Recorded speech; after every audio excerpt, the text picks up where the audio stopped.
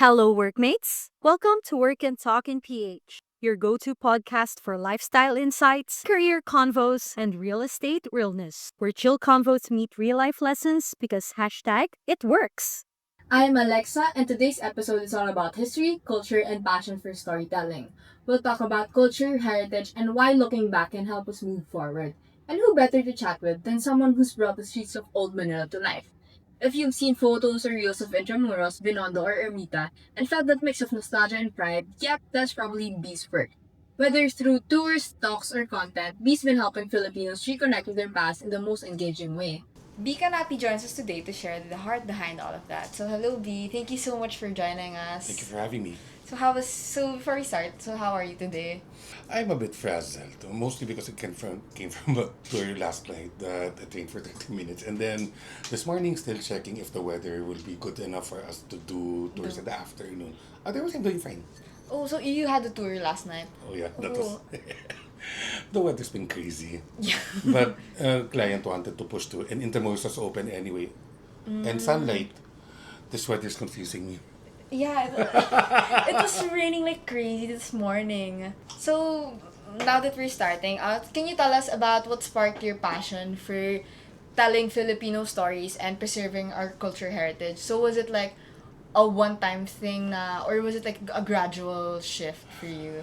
I would say the impetus of it was one it was what I can taste it from one event, but getting to this point was gradual. So it was 2006, and my family decided to take a tour at the time because my sister just married her long time boyfriend, and that's their first time here. And since the boyfriend was an Englishman based in Australia, but okay, let's take a Manila tour, which at the time, not many people did that or even considered it. So we took a tour with some tour guide by the name of Carlos Seldan.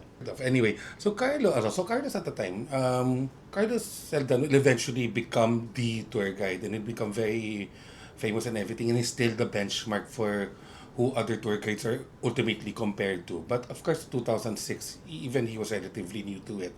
So he's very engaging, he's entertaining, he talked about various aspects of the history of Manila in a very engaging manner. But what really got to me was when he started talking about the Battle of Manila. And that was my turning point because he starts talking about how long the battle was, how destroyed the city was, and how many people died. And let's just say I was stunned because I don't remember learning this in school. Yeah. And we're like, what's taught in school is usually Americans stormed Manila, flushed the Japanese out, liberated the city. There's no mention of death and destruction the Battle of anywhere in Manila. that. I'm pretty sure if I ask the three of you in this room right now, did you hear about it? You'll probably say no and don't be ashamed. Barely anybody says yes. I went to a good school and everything. Surely he must be mistaken. So I started doing research, which in 2006, that's not as easy as to just type keywords in Google Google. or Yahoo and like expecting results. So there's a lot of books and stuff like that. And what I found out was chilling because it was all true. In fact, given the limitations of the tour, Carlos pulled back a little bit. And that was the turning point. So, why was that the turning point? Because it's easy to just fall into the narrative of Metro Manila being confusing, confounding, and chaotic. With the government, people don't care. It's just crazy. That's just the way it is, and it's so easy to believe this narrative that we are the third world capital of a third world country and all of that stuff. And then it's explained to you that Manila didn't used to be like that, that it used to be prosperous and economically strong, second only to Tokyo prior to World War II. And then all it took was a month to absolutely destroy it. So everything it was prior to World War II was gone by the time. Also, it We're, was the Battle of Manila. yeah, the Battle of Manila wiped out Manila. Really? 60% of Oh, 60% of it. So imagine 60%? all of these places Oh my that you've goodness. gotten used to, like Binondo, totally wiped out. Tondo, totally wiped out. Intermuros, 98% wiped out, including Manila Cathedral, including Fort Santiago, including the walls. So think about it in that sense that you lost a city that was not Prosperous. exactly. So And that kind of turned me. And I mean, prior to that, I was just like any other person living in Manila, like Metro Manila, that, you kind of take things for granted. There's no other place that you can go to that you can walk across, adobe walls and see churches and stuff like that. It was unique. And then after that tour, it just more attracted to it. I just started walking around, and eventually, for some weird reason, I don't know how it happened. Carlos and I became friends, and we started hanging out more, and started becoming involved in these projects. Then sometime around 2014, it was, you know what, you'd be a good tour guide. Why don't you try it out? And I'm like, Carlos, you've never even seen me talk in front of people. What the hell are you talking about? But the idea latched.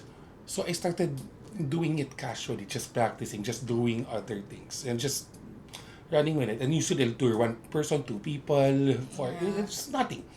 And then 2018, Carlos, because of the issues that he gone through, he had to step. He was planning to leave the country muna.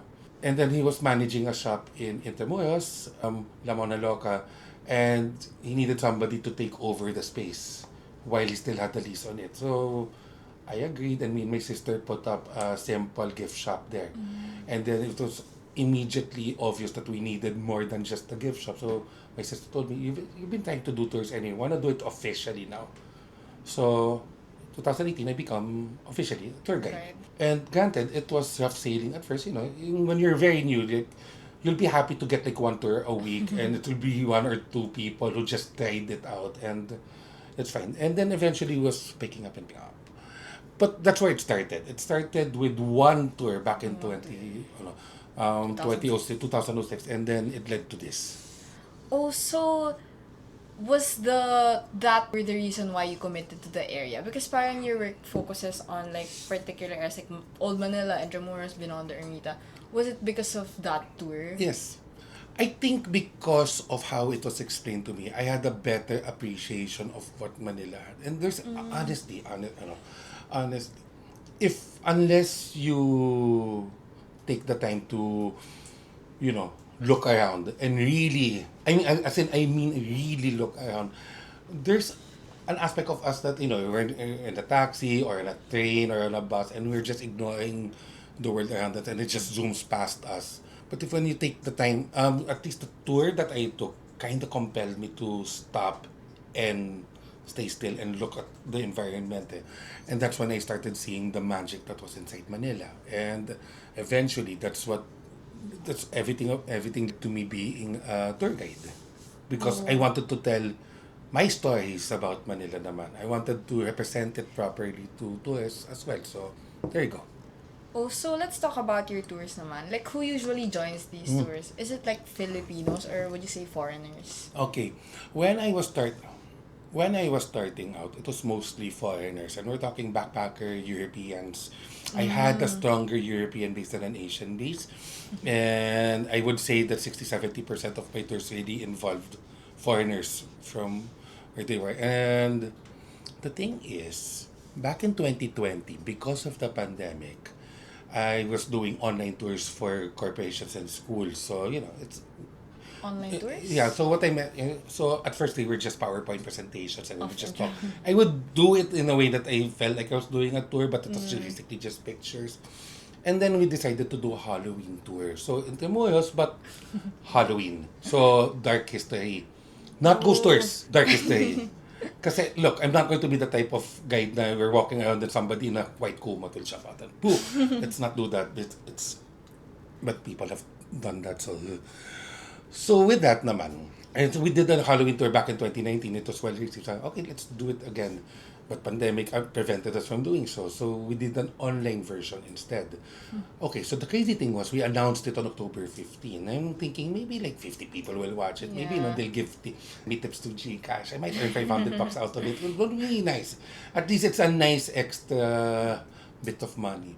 When we posted the announcement, went extremely viral. At this Really? point, it's like 18,000 reactions and stuff like that. To the point that media picked it up. Like all of a sudden, so the numbers were going crazy. Like, what the hell is going on? And then by 7 o'clock, the Philippine Star and the Daily Inquirer like picked it up, and then after a while, there were inquiries for interviews. And because I have a media background, so it's like, okay, I won't get away with the PowerPoint presentation. So I found software that I can use like I can switch visuals and stuff on what do you call this, on an online stream. So I did that and fixed everything, shot video, whatever, and we did it, and it was well received. It was viewed by 26,000 people. 26,000 people. I could never repeat it. It was a perfect storm. So basically, because nobody could step out back in 2020, nobody could leave, and this was a unique event. People made an event out of it. So like, there were watch parties. Watch parties? People would huddle, people would stream it on their TV sets and everything. So I've seen enough screen caps and pictures of that for me to be flabbergasted about it. Like, what the hell? And so I did, and I hope I did well. And yeah, we tractioned well. And that's okay. So it's a long way to get to the answer. After that tour, my guests have been like 75% local nowadays on the power of that particular tour. So the 118 Intramuros tour, because of that, when we got back into live touring in 2021, people were asking for that tour. They didn't care about the normal Intramuros tour. To be frank, they didn't care about any other tour but that one. So we started doing it November. Okay, cool. December during the Christmas season. Okay. Ghost tours. Ghost tours during Christmas. And then New Year. Okay. It's not going to slow down anytime. Valentine's Day. Guys, the demand for it became so, the demand for it became so high that I was compelled to stage like at least one public tour per month. And then we released it because of the limitations. 10 people only. The slot in 30 minutes. Then we increased to 20 the next month. Less than a day, all of it was gone. And then at some point, it became crazy. We had to cap at 50 because I can't handle groups larger than that. So 50, we had to open a second day. And then the momentum rode all the way to 2024. It has since slowed down now to a manageable 20 to 30 per month, which is still a large group of people per tour. Okay, so alam mo yun, if you're lucky, you'll get like a corporate tour that will have that many people. Like maybe once every 2 to 3 months. But you expect something like that monthly is... Does it still happen? It does. So I can go there next month? Oh yeah, you can ask those from Colliers who've taken this tour. They've taken the tour? Oh yeah! Who? Well, Chris and the family. Chris took the tour na? Oh yeah, of course. And then there are others who have taken this tour. And we can talk about it. Okay, anyway, so because on that particular tour, my tour base now is around 75% local. Because the 119 Intramuros tour demands a basic appreciation of our history.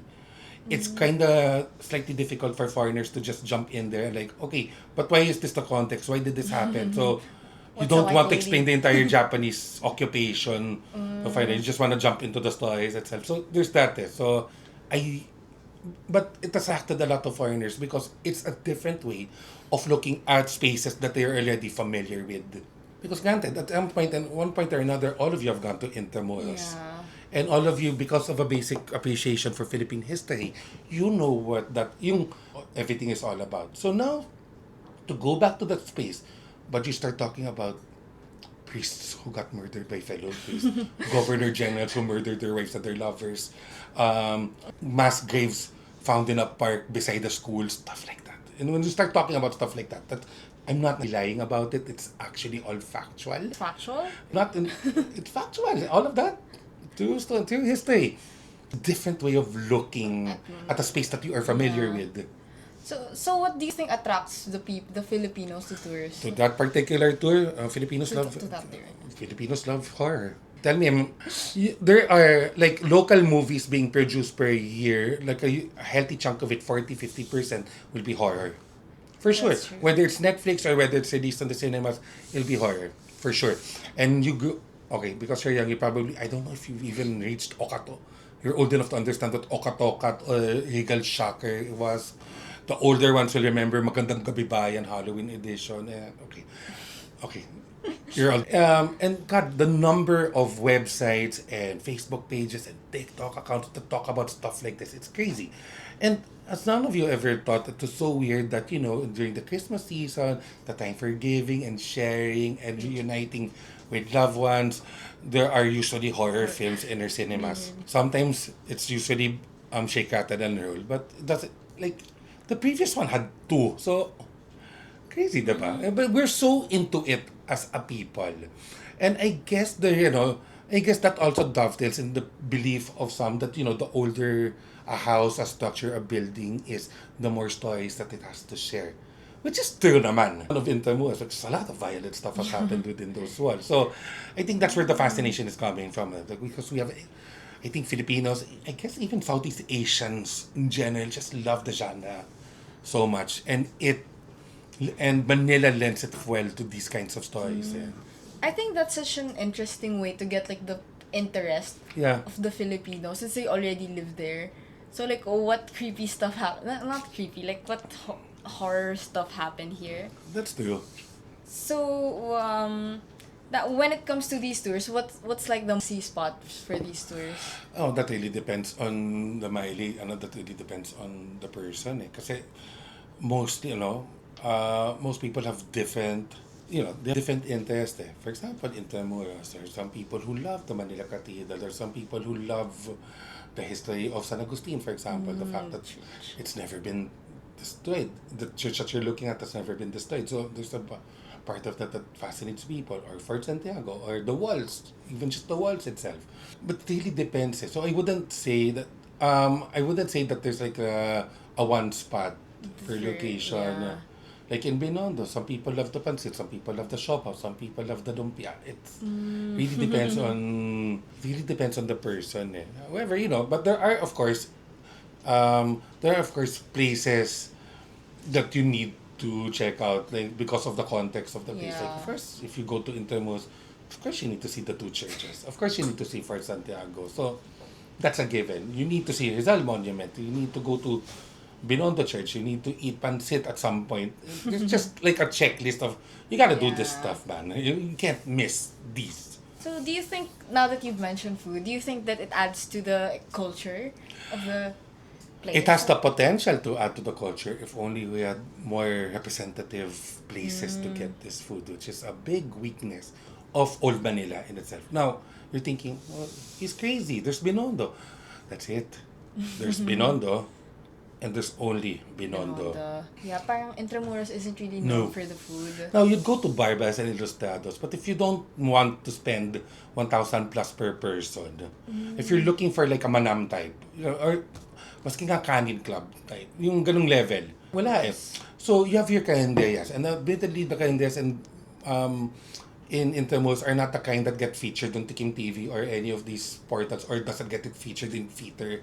They're just, rudimenta, just put food on your stomach kind of places. And there's also no mid-level. It's like, your normal tour. It's like, you just want to eat nice, good, decent Filipino food after the tour. And like, Barbaras, no, it's too expensive eh. Oh, we have to go out. We have to go out. We have to go to Luneta or something like that. There is potential. People, especially foreigners, look for our cuisine.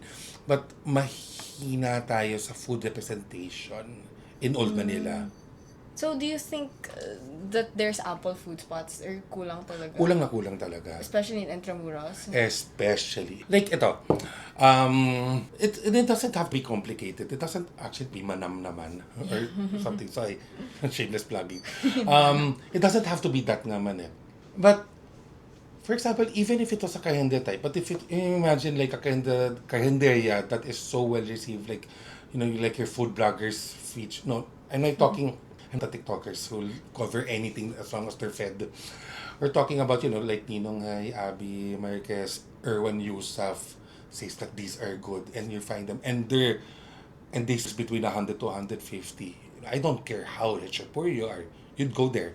So, yun yung kulang eh. Wala tayong ganun na level. And admittedly, a lot of tourists, even Europeans, they're looking for dollar meals. They're looking, is there a place that we can eat for like $1 or $2? Yes, but I don't know if you're going to enjoy it or if you're going to live. I agree. Parang the potential is sayang. Yeah. People are there for the culture of the place. And then there's... And food is an important part of our culture, especially now that we're starting to have a better appreciation for it. Kasi, like, honestly, Filipinos are our own worst critics. We're so judgmental of ourselves. And because of that, we also represent ourselves badly to foreigners. Like, so one of them will say, for example, somebody would post, "Oh, no, Manila sucks, it's so bad." And like, you got a lot of Filipinos answer. And there'll be those who will defend it blindly. But there will also be a huge chunk of he's agree. right. He's the truth. It does suck. I hate it. And like, diba? So at least we're now having an appreciation for the elements that we do have here.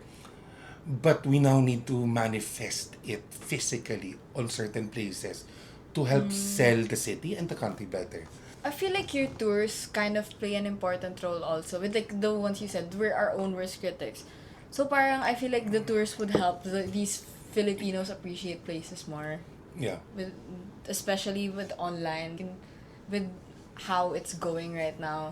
Especially, I don't know, parang recently kasi, a lot of Filipinos are glorifying living abroad na when they haven't taken a look at our current culture right now. But at the same time, okay. At the same time, you can't naman blame those who've gone abroad eh. Like, That's true.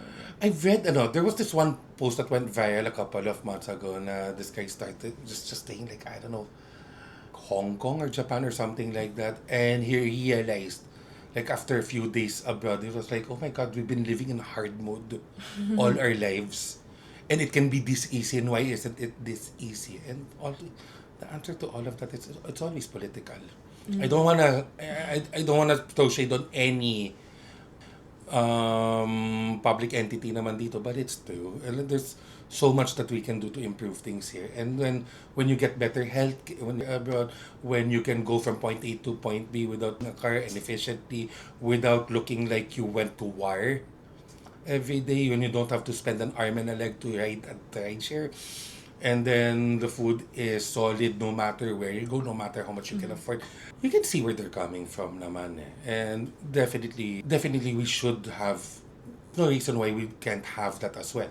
However, there's also a bit of misrepresentation then with what we do have, because we do have a lot of fantastic things.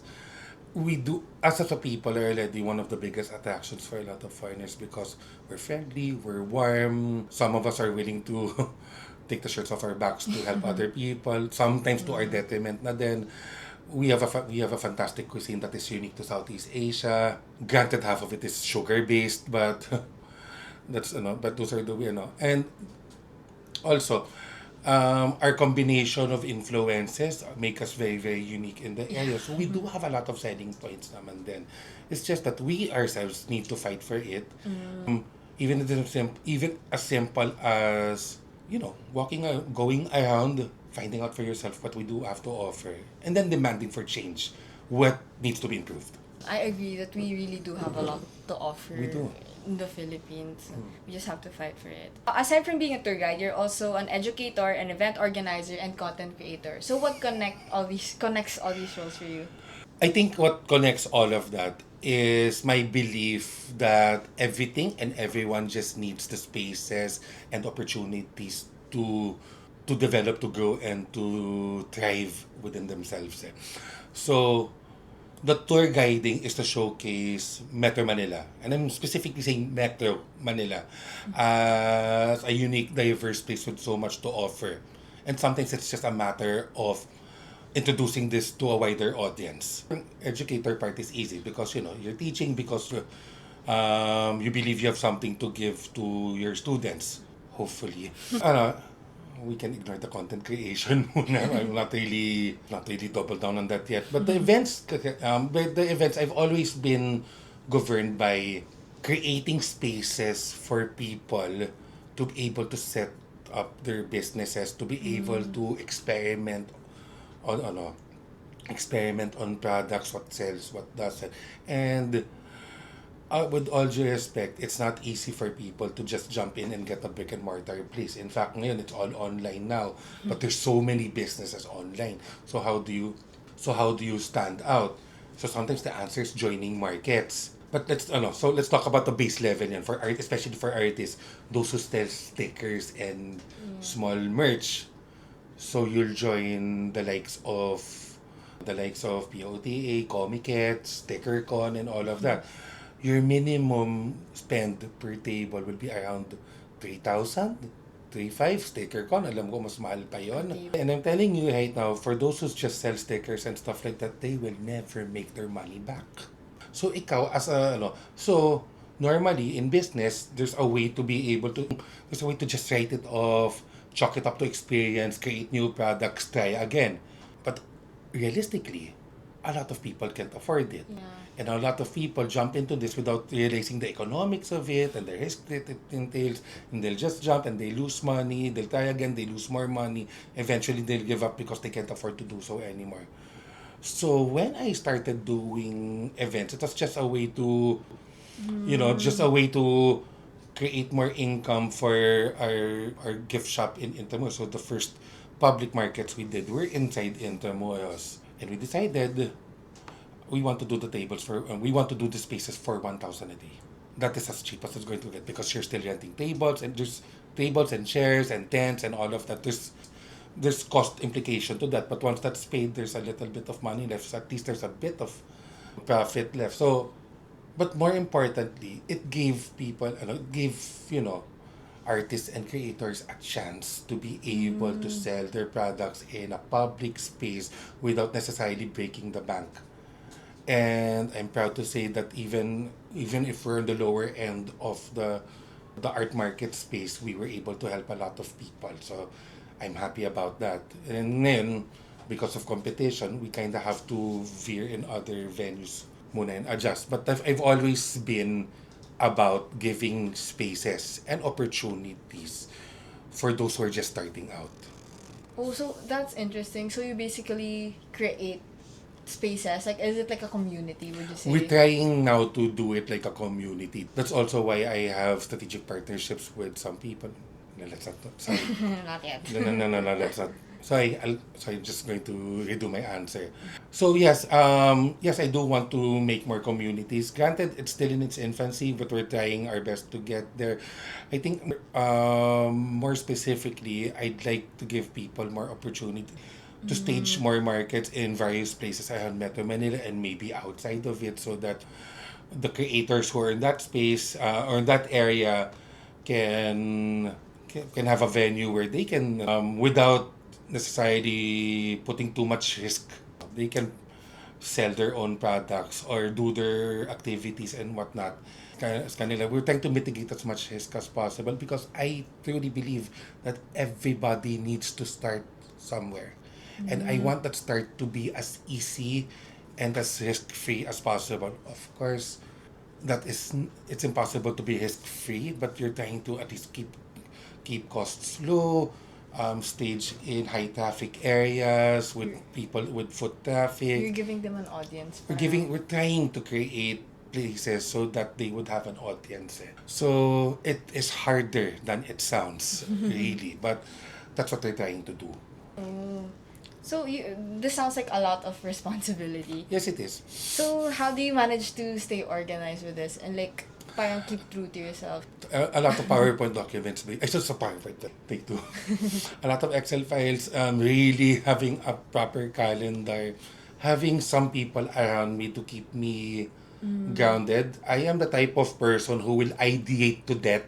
And sometimes you need people to go, whoa, dito ka mo. Stop, sit down, take, breathe. You do need to keep yourself tethered one way or the other. But it's a balance because you can't stop ideating. You can't stop strategizing. You gotta look for the opportunities when they come, whether it's not, there's an interesting coffee shop somewhere in Poblacion. Maybe we can do a pop-up here. This museum wants to attract more people. Maybe we can do some activation, include it as part of my tour. It's always these things. So you have to keep an eye out for these opportunities. But at the same time, you gotta rein yourself in. Before you know it, you'll have 50 ideas and you want to do all of them now at the same time. And so yun. So it's a lot of, honestly, it's a lot of organizational apps as people to keep yourself tethered. And I think internally, I've gotten better at what is priority, what is not priority. Just 10 years ago, my brain would have already exploded. So, I think that's honestly a good skill to have, ideating. Parang right now, that's something that's very important. Like, because everything is being done through AI. So I feel like having your own ideas is very, very crucial. yeah, ako just with AI. To be clear, and I know some people are going to hammer with, I don't necessarily hate AI. I do hate AI art. Yung, especially when people pass it off as, your Their own creators art. now, you type a few words and generate it. But I cannot blanket say that AI is bad, and I do use a bit of it to help collate certain things or some stuff and for study purposes. But I think ideating per se is an important skill because, admittedly, I've noticed that Filipinos in general, I'm not saying specifically, I'm not saying all in Copa, Filipinos generally need to be more imaginative. Sometimes we're the type that if something works, we do it to death. Or if something works, there will be like 10 other businesses beside it the next day. And we've seen it with boba, we've seen, and boba's not new, ha? It was, 20 years ago, it was pearl tea. So it has already, the boba is, Evolved. and it was shawarma, and then it was French fries, it was like that. So we just repeat things. Eh. If we see something Yeah. working dito, we'll repeat it. Eh. And the thing is, kuminsan, it's a business concept. It has been called many names, but the one that I identify with is Blue Ocean. Blue Ocean, Red Ocean. So I think the way that it's stated na everybody's competing for the same resources dito. So it's like water filled with sharks and it's red now with blood. So because every competition, why not look for the spaces that are unoccupied and see what you can develop there? So I've always been a believer of that na why shoehorn yourself in a space that there's so many players already when there are untapped markets and untapped opportunities everywhere. So that's where the ideation comes in. But I also have to state that ideas are cool if they're executed. Properly. You can think of half a dozen ideas per day, but if you don't work on any of them, you're going to go nowhere. And I've seen so many people fall into that trap because they'll call meetings and you'll sit there for hours and you just talk about all these fantastic ideas, but you sit on them for one reason or another, then that doesn't help anybody either. So yes, ideation really important, super important, But execution. but execution as important. So there's this phrase, work-life effectiveness. So do you believe in the idea? Work-life Effectiveness. effectiveness. This is different from work-life balance, or is it the same thing? It's different from work-life balance. Could you please define to me what work-life So, effectiveness is? Work-life balance kasi it's like balancing both. So 50-50. Yeah. And then work-life effectiveness naman, it's tailoring work and life to what suits you. So it's kind of not, kunwari for you it's 70-20, 70-30. So it's basically tailoring it to your lifestyle needs, work-life effectiveness. Oh, I'm more along the lines of work-life effectiveness because let's not kid ourselves. There's no such thing as 50-50. Even on an intern level, you cannot tell me that's true. You I cannot. don't think it's true. No, and you know what? Realistically, you think about it din eh. Like, especially, you're at the start of your journeys eh. Like, without knowing all of you, I don't know if any of you, like, you have you have boyfriends or girlfriends. I don't know what the case is, or you have family obligations or stuff like that. But realistically, you have more time to dedicate to work. Take it. Because this is when you start building yourselves. And it's the only real time eh. Ako kasi ngayon, I'm at the point now that I'm again transitioning to a new chapter in my work life. At the same time, I have a teenage son that I'm raising, and I need to be there for him also. So now I'm trying to navigate that. But I've always been more work aligned, if only because in my particular specific case, my work is my life. And that sounds unhealthy given other context. But those tours give me those tours that I do is an aspect of me of wanting to share what Manila is. So that's not really work. Okay, because I have never been that, oh my God, it's Monday again. I just want to sleep. No, I look forward to every single tour that I do.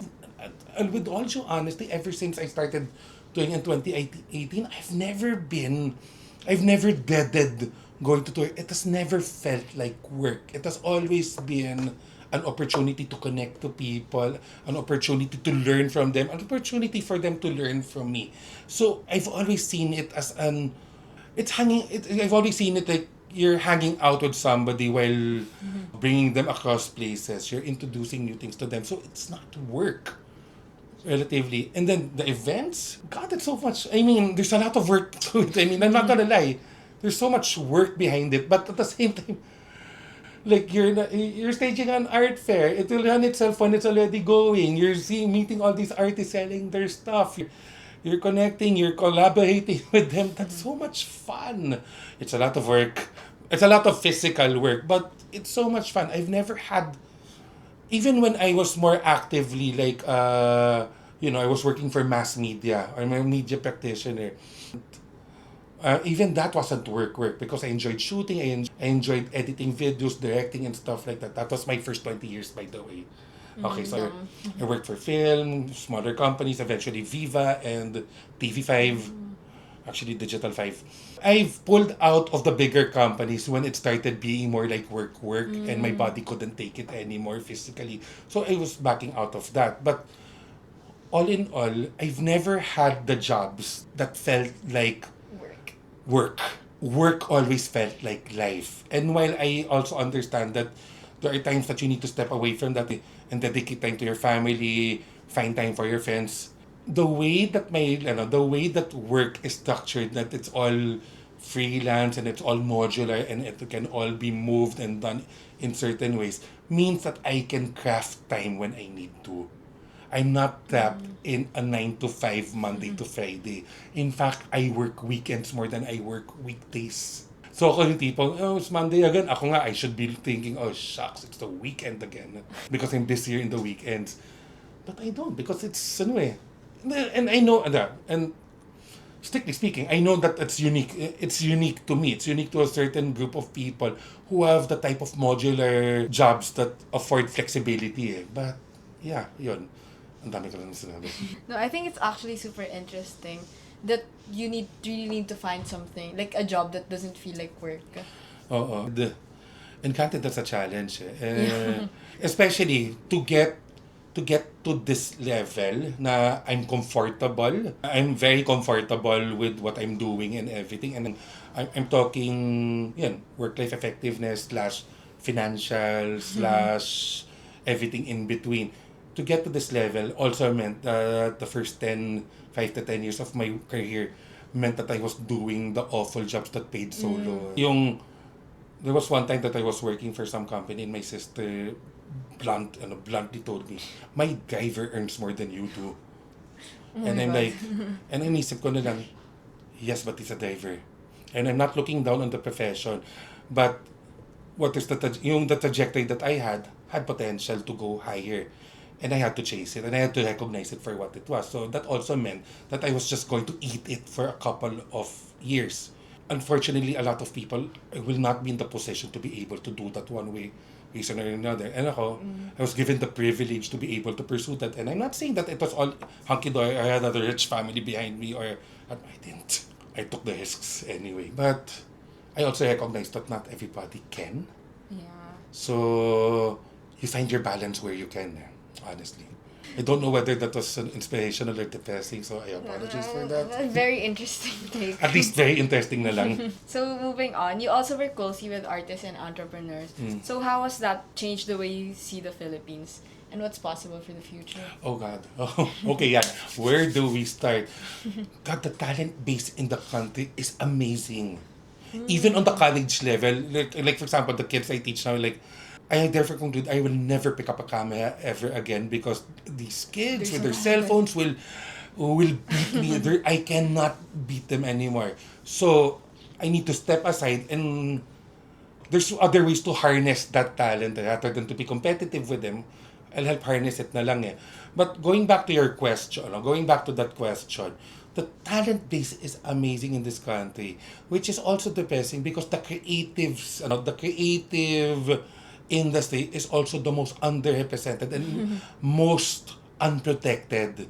You've got all these freelancers that are not covered by insurance, that don't have your basic, yung pahirapan pa sa SSS, GSIS, yung the taxes are painful, then you get policies like being EVAT on digital products, so that means Adobe and online transactions. So, oh my God. So, we're not, on one end, there's so many things that we could be doing, not just within the country, but even regionally, even internationally.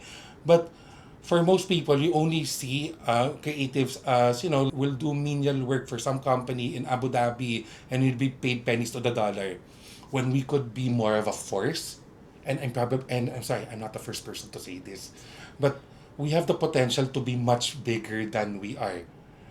But the problem is sometimes the worst hurdles for us are ourselves and ourselves. Like government is not helping out. Companies are not utilizing us enough. And now with AI, parang some companies feel, oh, we don't need artists anymore. I'll just type stuff. And then it looks bad. Can you revise this? Yung mga ganyan. And we don't have the support. We don't have the infrastructure. And it's high time that changes because the potential is high. So Yeah. that's where I'm coming from at this point. There's so many talented people here. So by them for these people, I'd love to be able to create opportunities and spaces and communities for them so that they can thrive and find their space themselves. And I would also at some point love to lobby for more representation, more rights, more privileges for the creative market. And I think we I can. feel like that's such an untapped opportunity talaga. With especially globally. Parang we've been doing research recently about like global animation and everything. And parang the industry is really set up to boom talaga in the next few years. So I feel like especially we can bank on that with the Filipino talent talaga. Especially we can make ourselves known in the global stage for that. But I think also then yung kasi tayo din as practitioners, we also need to give ourselves, we also need to realize our potential din Kasi sometimes we keep thinking small And I'm not saying that small is bad, but for example, for animators, you probably don't need to do grunt work all your life and expect that that's your career. You could probably do higher or you could probably widen the net so that more animators will be working on particular projects and for example there are artists, especially the younger ones, they'll make stickers, they'll sell stickers of characters that are not their own because that's what sells in the convention. But then again, before 5 years has passed and you're still doing stickers when you could have cultivated your own skills, made your own intellectual properties. You could have been doing something else, but you're stuck in what is safe and what works now. So I think also for the local creative market, it's a bit of a push and pull na, of course, take care of yourself. Of course, get that money. But at the same time, get better as well. Get better, aim higher. Um, look for the opportunities on the next levels. Go beyond yourself. So, yun.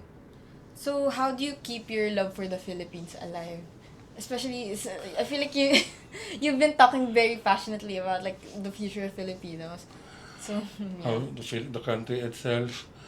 I think the most important thing is to separate the aspects and focus on the bigger picture. Because for every person that says that they hate this country, is it really the country that they hate, or they hate the government, or they hate institutions, or they hate the situation? Because Hate the system. that's a totally different thing. If you're not satisfied with how government is treating things, if you're not satisfied with the quality of healthcare or the quality of or the access of education to people or the where our taxes are going or the state of transportation dito, is it really of course yes, it's the country, but at the same time it's also the institutions that to govern the country. So um that's the way that I help maintain my love for the country, is to focus on the country and realize that the problems can be dealt with and are not necessarily indicative of the country. So I'm sorry, does that make sense? So yun. So if we, for example, we have a problem with healthcare, we fight for that. But we don't assume that just because we have problems with healthcare in this one, it's already representative of the entire country. And it's also to focus on what makes the country unique and unique and attractive also. The fantastic beaches, the unique cultural identity, the unique elements. We're the only Spanish American influence. We're the Latinos of Asia. We have a history of got a lot of unique things that differentiate us even from Southeast Asia. So, just focusing on the things that make us strong and working on the things that make us weak, even on my scope as an event organizer slash tour guide slash teacher slash dancer, whatever. So yun. And so basically, just separate the You need to separate the problems. compartmentalize and treat it one by one. And you also have to recognize, okay, maybe this isn't my problem also to solve, but maybe we can, by myself, what are the problems that I can tackle? And then also keeping an eye out and voicing out regarding the problems and the issues that you can't directly deal with. Also, be open then. Like, let's not, tendency of a lot of people is, blah, blah, blah, blah, blah, it's not my problem. Diba? Yeah. And I think that needs to stop And we need to take out the blinders in our eyes and recognize that even if it doesn't affect you, it affects a lot of people. And maybe you, in your point of privilege, can do something for these people. And everybody has an easier time because of it. So it's, I think, time to take out the blinders and do something about it in your capacity. And to wrap it all up, if every Filipino could hear just one thing from you about our culture or identity, Okay. what would it be? Wow. It's time to stop believing that myth that we are third world people living in a third world country. We have to recognize that Filipinos are highly talented, very creative, and we have the resources that we need in this country and as a people. We need to being our worst critics and our worst we need to stop being our worst critics and we need to be our best supporters. We need to stop being selfish and hiding and running from the problems, and we need to start meeting them head on. We have the capability to be better than ourselves. So take off the blinders, take out the shackles that hold you down, and start working. So thank you so much for that and sharing your story and for all the work you do to keep ours alive. Thank you for having me again. To everyone listening, the next time you pass by a street in Manila or hear an old story from a relative, slow down for a bit. There's so much to rediscover. Again, I am Alexa and this is Work and Talk in PH, your go-to podcast for lifestyle insights, career convos, and real estate realness. Where chill convos meet real life lessons because hashtag it works.